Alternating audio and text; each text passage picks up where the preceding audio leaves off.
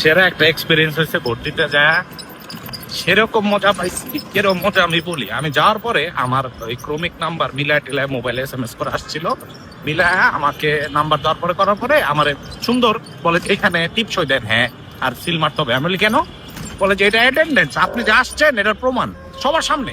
আমি বলি ভাই এটা তো হ্যাঁ না ভোট, আমার যেখানে মন চাই আমি সেটা দিব, সেটা তো আমি পর্দার পিছনে গিয়ে দিব, আমার লজ্জা আছে, আমার ভূষণ লজ্জা, এখানে কেন দিতে হবে? বলে এটা এটা নিয়ম। আমি পিছনে তাকে ইয়াং একটা ছেলে দেখছিলাম, বলে আমার চিন্তা করছো ভাই, আমাকে বুঝা কো ভাই, ওরা যেটা বলো ওইটাই করেন। ওরে বাবা রে, আমি কইছি আমি আপনার মাথায় দিবি, মেজাজটা খারাপ হয়ে গেছে। পরে দেয়া কি চিল্লা চিল্লা লাগাই দিছি, ঘাবড়ায় গেছে।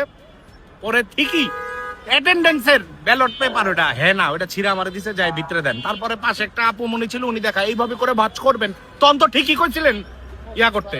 সবটি মিলায়া কয় যে দিতে, আরে বেটা হ্যাঁ দিমু না না দিমু এটা তো আমার নাগরিক অধিকার, এটা তো আমি বুঝা দিব। এই যে কত উৎসব মুখর পরিবেশ, সবাই চা সিগারেট সবকিছু খাইতেছে, ঘুরতেছে, ঈদ সেমাই পায়েস, এ না তোরা এখানেও হান্দাইতাছস।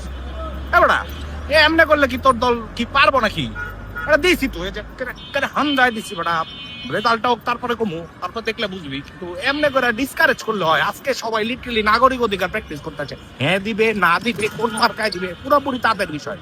এনে আয়া একেবারে অ্যাটেন্ডেন্স মারাস, এরই ফাত্রামি গেল না, তাই না? এত ভদ্র শার্ট প্যান্ট পরা পয়সা আছে, ওই নাকি তুই গাং বানায় দিতে মন চায়, মেজাজটা খারাপ লাগে। তো সুন্দর একটা এক্সপিরিয়েন্স, বিরিয়ানি খামু, বিরিয়ানি খাওয়াইবো, এনে কি এতটা ভেজাল করতে বেটা ভালো যা নষ্ট দুষ্টু